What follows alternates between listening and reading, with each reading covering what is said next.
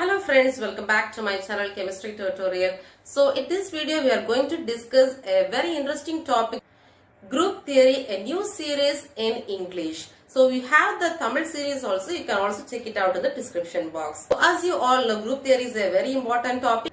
We all have ideas in basics, but we don't have much idea in application levels. So now we are going to deal with the application level first, and then we will go to the basic if we need. So anyway, I will be uploading all the videos from basic to application level, but first we will start with application level since we are approaching the exams.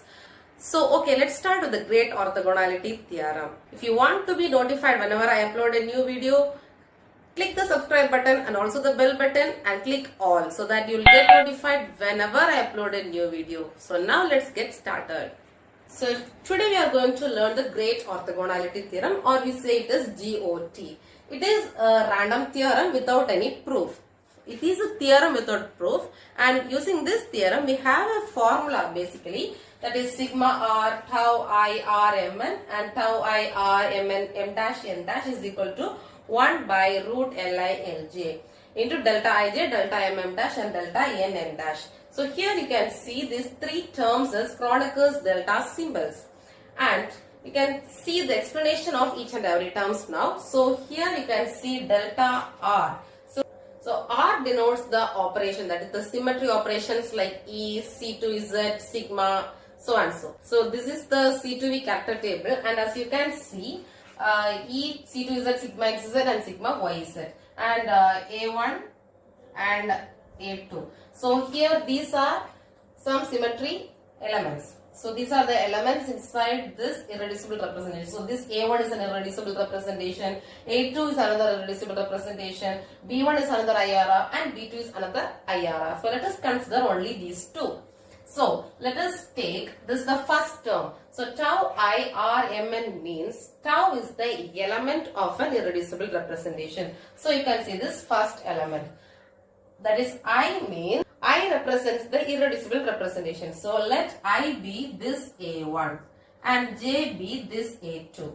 Now you can see in this ith IRR, the element, first element 1, that is Mn means the mth row and the nth column. So first, now in this case it is 1 by 1. So first row, first column. So m by n, and tau j, that is the second one, second irreducible representation.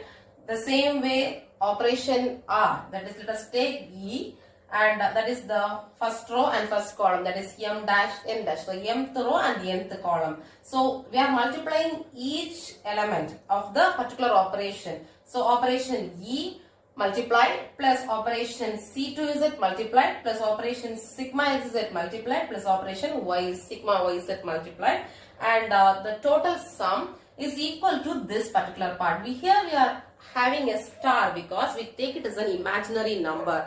So why we are taking an imaginary number in this case is, so we know A plus B, A plus IB and A minus IB. So these are complex numbers and we have an imaginary part here. So if we multiply this, we get A square plus IB the whole square. We know I is root of minus 1. So A square plus minus 1 into B square. So we get, A square minus B square, and A square minus of minus, so A plus B square. Now we get a real number. So if we consider this as an imaginary number and we multiply both of these, we are dealing with a real number. That is, this is the real number, and so we are dealing with the real values. So since it is a theorem, we are assuming some properties like this. Okay. So for this assumption only, we are putting this star, and this we think it as an imaginary number. So here we have some few values for this Kroneker's delta symbols. Yes, this L1 and L2 are the dimensions. So you can see it in the later section. So if A and B are present, it means one dimension. So these are one dimensional. So this L and L1 represents the dimension. We have 2 dimension, we have 3 dimension.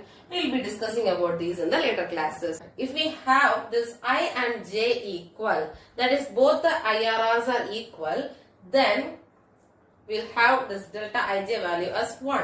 And if we have this m and m dash, that is the both column and both the rows are equal, then we have 1. If not equal, we have 0. Similarly, n equal to n dash, we have 1, and if it's not equal, we get 0. So using this, we are deriving 3 cases. Now let us move on to the 3 cases of the Great Orthogonality Theorem. So Great Orthogonality Theorem has 3 Kronecker delta symbols, and we have 3 different values. So first, LOT1, that is Little Orthogonality Theorem 1, 2, 3. That is, I told like 3 cases. So we represent each case as Little Orthogonality Theorems. So let us start with Little Orthogonality Theorem 1. So in this case, the rows and columns of the matrices are same, but only the IRRs will be the different. So in this case, you can see we are substituting the values of the Kronecker delta symbols in this particular equation, that is the GOT equation. We get ij is not equal, right? So we are giving 0 for that, and other 2 values we are giving 1. So we get 0.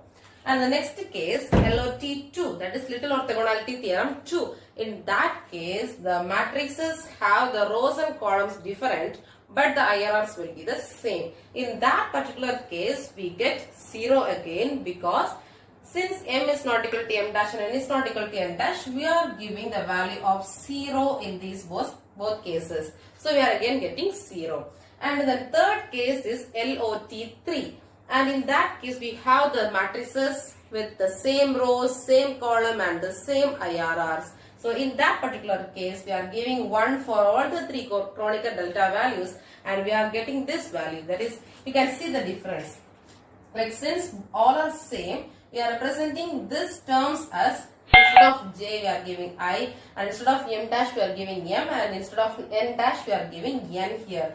And here you can see li into li. Instead of lj we gave it as li, and square of L square, which means Li, that is 1 by Li. So these are the 3 Little Orthogonality Theorems, that are the 3 cases under this equation. Now we have a set of 5 rules as a consequence of the Great Orthogonality Theorem, which is very useful for the applications of this Great Orthogonality Theorems, like construction of character table and vibrational modes calculation, hybridization calculation, and so on. So next we'll have to study those 5 rules.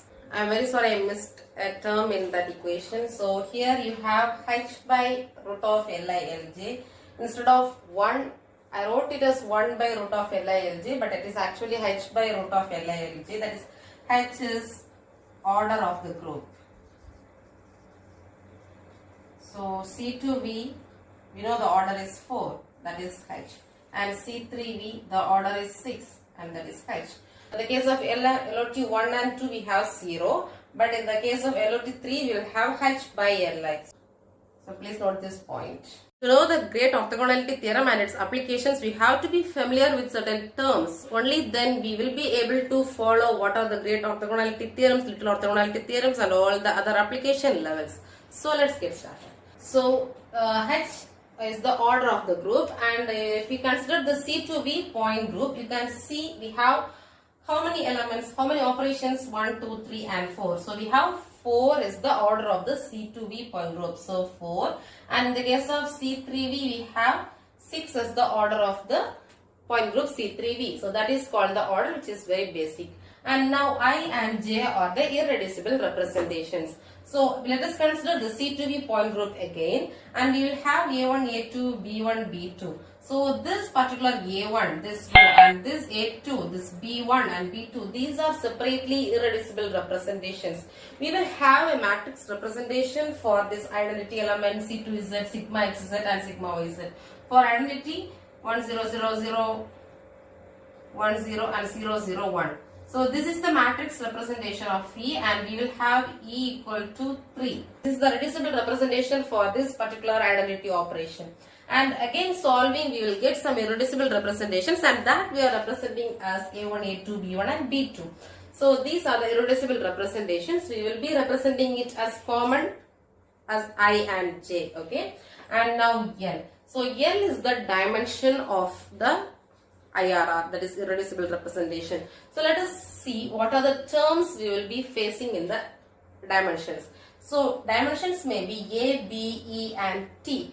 So here you can see A and B. In other C3V you will be seeing this E, and in some other groups you will be having T also. If you see A and B, it is nothing other than one dimensional, and if it is E, it is two dimensional, and if it is T, it is three dimensional. So how can you understand whether it is one dimensional or two dimensional from a character table? When we go deep into the application, we will have the whole character table with the linear combinations and so on. So that's the vibrational, rotational and everything. So in that case, if we have simply X, Y, Z separately, it is said as one dimensional. If it is written as X, Y in a bracket, Y, Z in a bracket, that is if two coordinates are given in a bracket together, we will say it is two dimensional. And if all the three coordinates are given in a single bracket like X, Y, Z, it is called three dimensional. So this is about the dimension. Okay. So next, this is tau, that is capital tau. We know this is small tau and this is capital tau. So this is the elements of the matrix. So for example, if you consider this particular character table, this tau, that is if we consider this A1, that is we have to represent the characters or the elements of this irreducible representation, then we will say tau of A1 is equal to 1, 1, 1, 1. So these are the elements of the IRR A1. So this is called the representation for the elements of any particular IRR. And M and M dash are rows and N and N dash are columns. That is, these are the number of rows. So for a matrix, we will say it is M by N. Suppose if we consider this as a matrix, we will say it is the 4 by 4 matrix. So we have 1, 2, 3, 4, 1, 2, 1, 2, 3, 4. So we have the 4 by 4 matrix. So this is a row, that is M, that is M is 4 and the N is 4 in this particular matrix, and the order of the matrix is given by 4 by 4 matrix.